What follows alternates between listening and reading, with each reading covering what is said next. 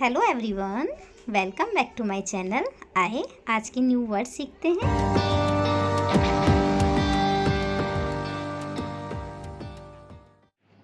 Claim या assert.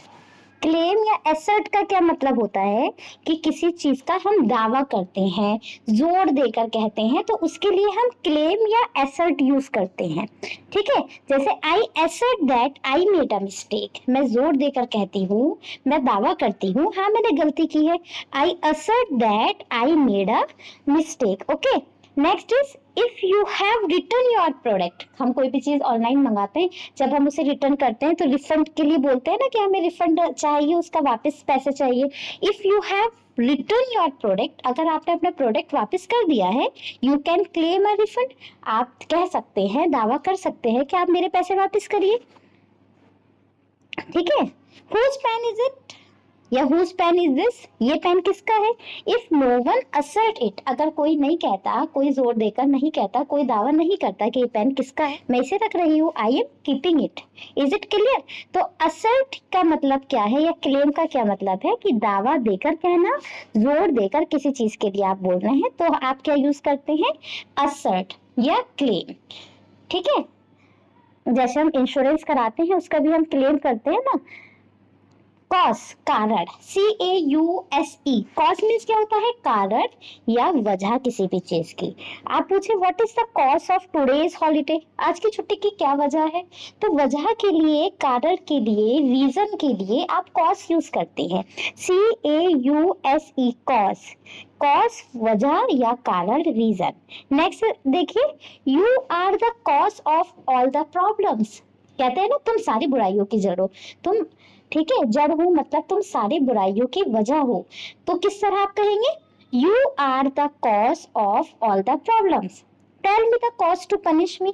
जैसे कोई आपको पनिश करे, वजह कुछ भी ना हो, आप बोले मुझे पनिश करने की वजह बताइए, आप क्या है, आप पनिश क्यों कर रहे हैं, तो tell me the cause to punish me. Okay, next is sufficient. Sufficient means enough, काफी। सफिशिएंट मीन्स इनफ, काफी, काफी है। Are 3 example sufficient to you. I am giving you 3 example of each word. मैं आपको हर एक वर्ड के 3 example दे रही हूँ। क्या 3 एग्जाम्पल आपके लिए काफी हैं? तो किस तरह बोलेंगे, are 3 example sufficient to give you. क्या 3 एग्जाम्पल आपको देने काफी हैं? There must be sufficient fund in your bank account to buy a Ferrari. Ferrari car खरीदने के लिए आपके अकाउंट में काफी बैलेंस होना चाहिए ना। तो there must be sufficient fund in your account, in your bank account to buy a Ferrari car. Okay, this recipe is sufficient for 6 people. कोई रेसिपी लिखी हुई है कि किस तरह से आप कोई चीज बनाते हैं, उसे रेसिपी बोलते हैं। कोई रेसिपी लिखी हुई है तो वो रेसिपी 6 लोगों के लिए काफी है। अगर आप कहें भाई ये जो रेसिपी अगर आप फॉलो कर कर कोई चीज बनाते हैं तो वो 6 लोगों में हो जाएगी। तो किस तरह बोलेंगे, this recipe is sufficient for 6 people. Okay, merit जो है वो किसको बोलते हैं, मेरिट क्वालिटी को, कोई भी गुण है, कोई भी योग्यता है, उसे मेरिट बोलते हैं।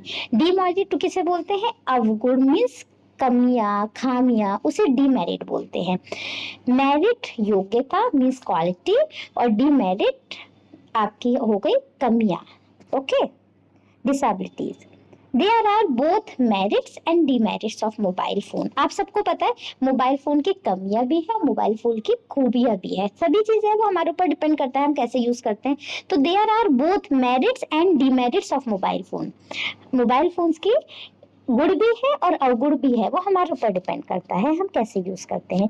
Each person has its merits and demerits. हर एक इंसान के गुण भी होते हैं, उसके अवगुण भी होते हैं, उसके अंदर कमियां भी होती है, ठीक है, और उसके अंदर क्वालिटीज भी होती है। हर एक इंसान के पास है ना। It's your merit that you are confident enough. ये आपकी क्वालिटी है, आपका गुण है कि आपके अंदर काफी कॉन्फिडेंट है, आप कॉन्फिडेंट है। ठीक है, it's my demerit that I believe in people easily. ये मेरी डिमेरिट है, मेरी अवगुण है या मेरी कमी है कि मैं लोगों में इजीली बिलीव कर लेती हूँ। Just to some extent. To some extent का क्या मीनिंग होता है, कुछ हद तक, I tried to make him understand, मैंने उसे समझाने की कोशिश की, to some extent, कुछ हद तक मैंने उसे समझाने की कोशिश की. I tried to make him understand to some extent. Next is, he is responsible for this accident to some extent, कुछ हद तक वो इस एक्सीडेंट के लिए रिस्पॉन्सिबल है. He is responsible for this accident to some extent. Next is, I have completed my work to some extent, कुछ हद तक मैंने अपना वर्क पूरा कर लिया है. तो टू सम एक्सटेंट का क्या मतलब है? कुछ हद तक. नेक्स्ट देखिए, टू अ ग्रेट एक्सटेंट या टू अ लार्ज एक्सटेंट, इसका क्या मतलब होता है? काफी हद तक, काफी हद तक. तो आप इसको किस तरह बोलेंगे? टू अ ग्रेट एक्सटेंट या to a large extent. I work hard to a great extent, काफी हद तक मैंने मेहनत की. I work hard to a great extent but I couldn't stand first in my class, लेकिन मैं क्लास में फर्स्ट नहीं आ सकी. ऐसे बोलते हैं ना, I work hard to a great extent, काफी हद तक मैंने मेहनत की, but I couldn't stand first in my class, लेकिन मैं अपने क्लास में फर्स्ट नहीं आ सकी. I know the solution of this question, I know the solution of this question means मैं इस क्वेश्चन का सॉल्यूशन जानती हूँ. एट अ ग्रेट एक्सटेंट, काफी हद तक. तो पूरा आप किस तरह बोलेंगे? मैं काफी हद तक इस क्वेश्चन का सॉल्यूशन जानती हूँ. ठीक है. We are addicting, addicting means क्या होता है पता है आपको? आदी होना किसी भी चीज का. ठीक है, आदत पड़ना बुरी तरह से. तो we are addicting to spend time on social media at a large extent, हम काफी हद तक सोशल मीडिया पे टाइम स्पेंड करने के आदी हो रहे हैं. ओके, चलिए नेक्स्ट देखिए. Merely, MERELY, MERELY, merely का क्या मतलब होता है? केवल, बस. इस तरह के सेंटेंस बोलते हैं ना, love is merely a madness, प्यार केवल एक पागलपन होता है. इस तरह का हिंदी में आपने देखा होगा सेंटेंस, उसे इंग्लिश में किस तरह बोलते हैं? Love is merely a madness. देखिए, आई merely want to make you learn English, make you learn English यानी आपको सिखाना, सीखना लर्न, और मेक लर्न सिखाना. मैं केवल आपको इंग्लिश सिखाना चाहती हूँ. तो I merely want to make you learn English. Next is, I merely want you, मैं केवल आपसे चाहती हूँ to subscribe this channel, to subscribe this channel means इस चैनल को सब्सक्राइब करें. आई इस तरह भी बोल सकते हैं, आई merely want you to learn English, मैं केवल आपसे चाहती हूँ कि आप इंग्लिश सीख ले. ओके. प्रीसाइज, प्रीसाइज का क्या मतलब होता है?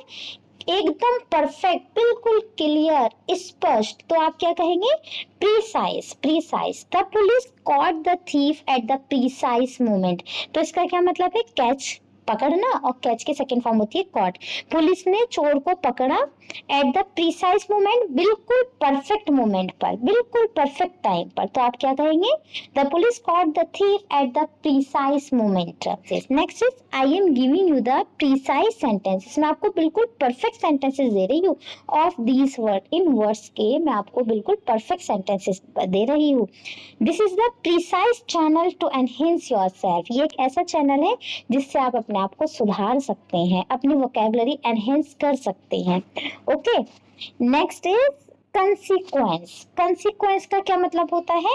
नतीजा, result. Poverty is consequence of over population.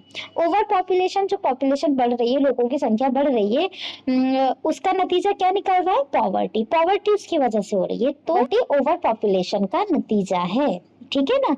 The consequences will be better if you work hard. Consequences मतलब नतीजा, रिजल्ट. रिजल्ट अच्छा होगा अगर आप मेहनत करते हैं. ठीक है, अगर आप मेहनत करेंगे तो रिजल्ट भी अच्छा होगा. लेट्स सी, चलो देखते हैं. What will be the consequence of this video, इस वीडियो का क्या नतीजा निकलता है. चलो देखते हैं इस वीडियो का क्या नतीजा निकलता है. सी की भी बातें हैं, आप न्यू वर्ड्स या नहीं. Okay. Next word is voluntarily. Voluntarily, voluntarily. Voluntarily का मीनिंग होता है अपनी मर्जी से, अपनी मर्जी से, अपनी इच्छा से.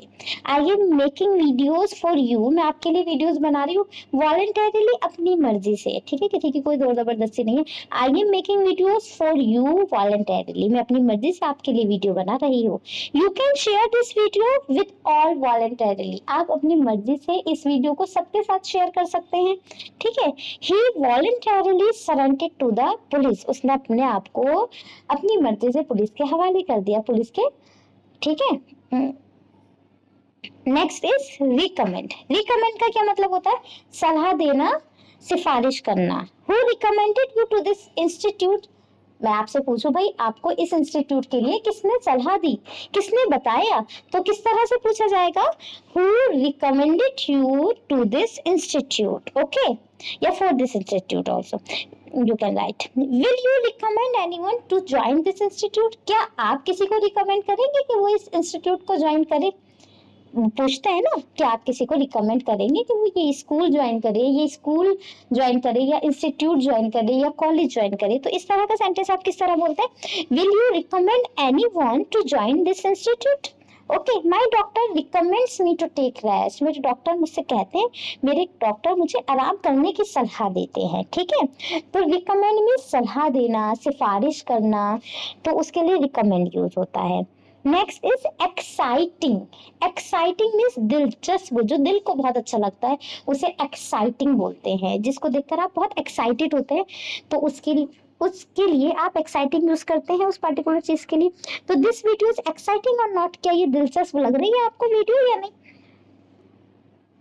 Gita Rani is the most exciting movie.